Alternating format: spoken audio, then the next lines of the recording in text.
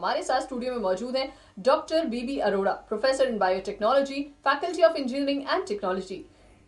Sir, आपका बहुत बहुत स्वागत है एक बार फिर से। तो शुरुआत करते हैं मेडिकल प्रोफेशन के बारे में। मेडिकल की जब हम बात करते हैं तो एमबीबीएस एक वर्ड जो है जो हर मेडिकल के बच्चे को दिमाग में सूझता है। क्लास 10th के बाद पेरेंट्स खास तौर पर साइंस साइड इसलिए दिलाते हैं ताकि हमारा बच्चा जो है वो बड़ा होकर डॉक्टर बने। तो सबसे पहले तो मैं जानना चाहूंगी एमबीबीएस या मेडिकल प्रोफेशन है क्या? देखिए, मेडिकल प्रोफेशन करने के बाद बेसिकली आप डॉक्टर के तौर पे उभर के आते हैं अगर आपने वो टारगेट अपने दिमाग में रखा हुआ है। क्योंकि इसमें एमबीबीएस जो है, एमबीबीएस का मतलब bachelor of medicine and bachelor of surgery. तो एक 10+2 करने के बाद जिसने बायोलॉजी अपने साथ ऑप्ट करा हुआ है सब्जेक्ट के तौर पे, उसको डॉक्टर बनने का सपना देखा जाता है या दिखाया जाता है। तो एक बेसिकल दिमाग में होता है कि किस तरह हमें मेडिकल कॉलेज में एमबीबीएस के लिए या बीडीएस के लिए एडमिशन मिल सकता है।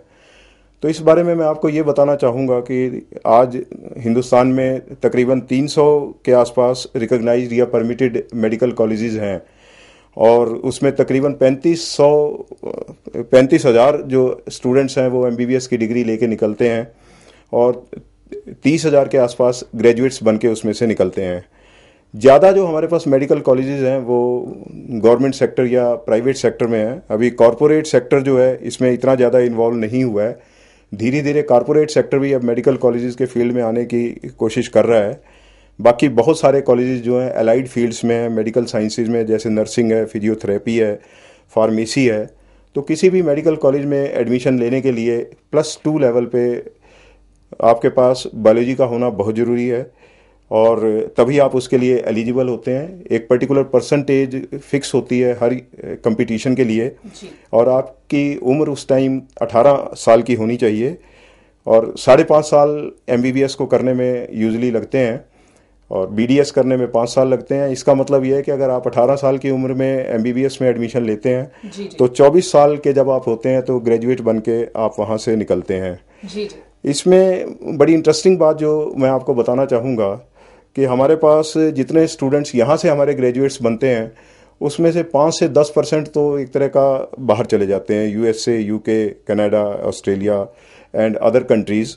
और बाकी जो रह जाते हैं उसमें से सिर्फ 1% के आसपास ही हमारी गवर्नमेंट सर्विसेज को ज्वाइन करते हैं और उसमें भी कई ऐसे डॉक्टर्स हैं जो बाद में एमडी या एमएस करने चले जाते हैं या बीच में छोड़ देते हैं। तो ये बड़ा दुर्भाग्य है कि लोगों की सेवा के लिए हमारे पास जो डॉक्टर्स हैं, जो हमारे ग्रेजुएट्स इतनी मेहनत के बाद, इतने पैसे के बाद बन के निकलते हैं, वहाँ सेवा करने के लिए कम उपलब्ध होते हैं और आमतौर पे या तो वो अपनी प्राइवेट प्रैक्टिस स्टार्ट कर लेते हैं क्योंकि उसमें पैसा बहुत है, और या जैसे मैंने बताया स्पेशलाइजेशन करने के लिए, एमडी करने के लिए, एमएस करने के लिए आउट ऑफ इंडिया भी चले जाते हैं। इंडिया में भी एडमिशन बहुत टफ है इसका और उसको वो प्रेफर करते हैं। टाइम स्पेशलाइजेशन का है। एमबीबीएस के बाद एमडी एमएस करना आजकल ऑलमोस्ट बहुत आवश्यक हो गया है। हर स्टेट ने अपने मेडिकल कॉलेजेस के लिए रिजर्वेशन रखी हुई है अभी तक और स्टूडेंट्स को डिफरेंट कंपटीशन में, मेडिकल कंपटीशन में अपीयर होना पड़ता है। कई बार तो ऐसा है कि 8-8, 9-9 मेडिकल कंपटीशंस एंट्रेंस के लिए वो अपीयर होते हैं।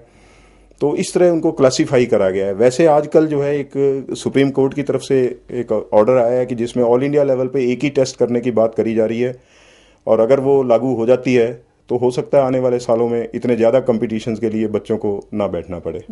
डॉक्टर साहब, आपसे अगली जो बात मैं जानना चाहती हूँ वो ये जानना चाहती हूँ कि मेडिकल में अगर कोई बच्चा ग्रेजुएशन करना चाहता है, एक डॉक्टर बनना चाहता है, तो किन किन अलग अलग फील्ड्स में वो कर सकता है?